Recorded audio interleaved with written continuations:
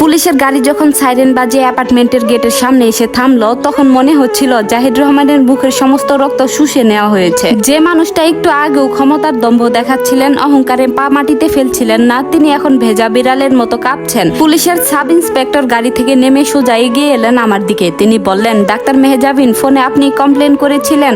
আমি শান্ত গলায় বললাম, হ্যাঁ অফিসার। তারপর বাবার দিকে আঙ্গুল উঁচিয়ে দলিল জালিয়াতির মাধ্যমে টাকা আত্মসাৎ এবং সুরাইয়া বেগমের উপর মানসিক ও শারীরিক নির্যাতনের সংক্ষিপ্ত বিবরণ দিলাম।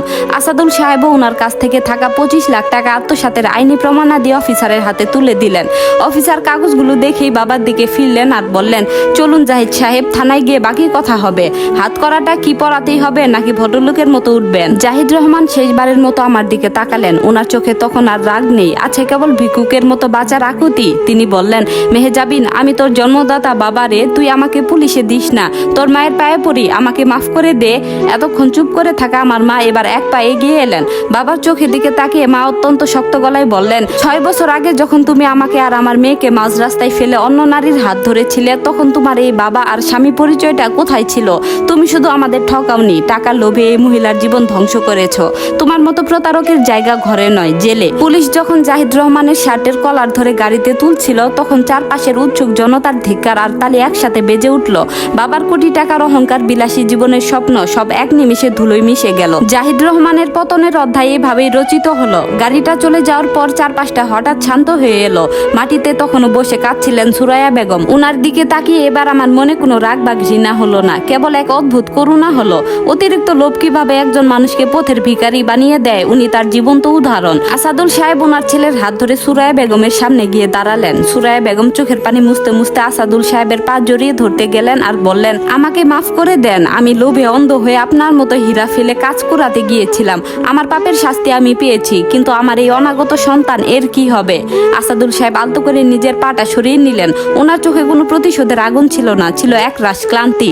উনি বললেন, সুরাইয়া, তুমি যে ভুলটা করেছো তার কোনো ক্ষমা হয় না। তুমি আমার ভালোবাসা আর এই ছেলেটার মায়াকে টাকার কাছে বিক্রি করে দিয়েছিলে। তবে আমি মানুষ, পিশাচ নই। তোমার আইনি লড়াইয়ে আমি তোমাকে সাহায্য করব, যাতে জাহিদের কাছ থেকে তোমার হকের 25 লাখ টাকা তুমি ফেরত পাও। কিন্তু আমার সংসারে কিংবা আদিবের মায়ের জায়গায় তোমার আর কোনোদিন ফেরা হবে না।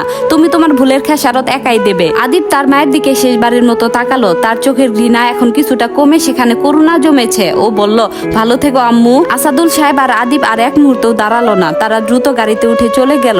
সুরাইয়া বেগম শূন্য দৃষ্টিতে তাদের চলে যাওয়ার দিকে তাকিয়ে রইলেন। আমি সুরাইয়া বেগমের সামনে গিয়ে দাঁড়ালাম। ওনার কাঁপতে থাকা কাঁধে হাত রেখে বললাম, উঠুন, মাটিতে বসে কেঁদে আর লাভ নেই। সুরাইয়া বেগম চমকে আমার দিকে তাকালেন। ওনার চোখে তীব্র অপরাধ বোধ। তিনি বললেন, ম্যাডাম, আপনি আমার উপর রাগ করেননি। আমি তো আপনার বাবার অপরাধের সঙ্গী ছিলাম। আমি বললাম, আপনি অপরাধের সঙ্গী ছিলেন না, আপনি ছিলেন ওনার ফাঁদে পড়া এক শিকার। আমি ওনাকে টেনে তুললাম আর বললাম, আপনি আজ আমার চেম্বারে এসেছিলেন একজন রোগী হিসেবে, আর একজন ডাক্তারের কাছে রোগীর চেয়ে বড় কোনো পরিচয় নেই। আপনার এই অনাগত সন্তান সম্পূর্ণ নিষ্পাপ। জাহিদ রহমানের পাপের ছায়া যেন এই বাচ্চার উপর না পড়ে, সেটা আমি দেখব।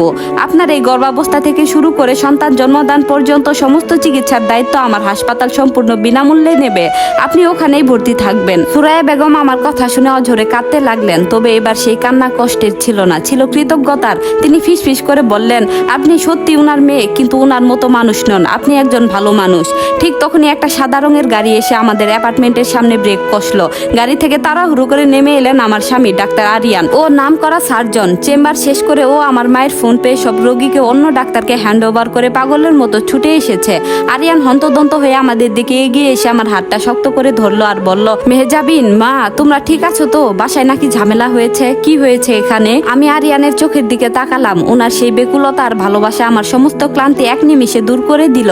মা এগিয়ে এসে আরিয়ানের মাথায় হাত রেখে বললেন, আমরা ঠিক আছি বাবা, সব ঝড় কেটে গেছে। তোর বউ আজ একাই সব অন্যায় আর অহংকার গুড়িয়ে দিয়েছে।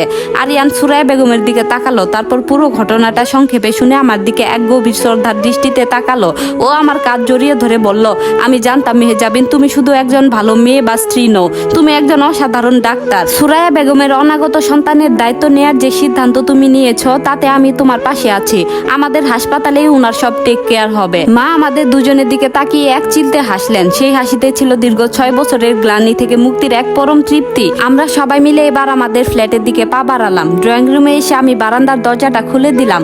বিকেলের ম্লান আলো মুছে গিয়ে রাতের প্রথম তারাটা ফুটছিল। জাহিদ রহমান আর সুরাইয়া বেগম ভেবেছিলেন এক ছাদের নিচে লোভ আর জালিয়াতির নতুন সংসার সংসার পাতবেন, কিন্তু প্রকৃতির নিয়মে আজ তারা দুজনেই সেই ছাদের বাইরে, যার যার কর্মের ফল ভোগ করতে একা। আর আমরা মা, মেয়ে আর জামাই এক ছাদের নিচে এক নতুন এবং কলঙ্কমুক্ত জীবনের দিকে ডানা মেললাম। এই গল্পটি এখানেই শেষ। সম্পূর্ণ গল্পটি আপনাদের কেমন লাগলো অবশ্যই জানাবেন। ধন্যবাদ।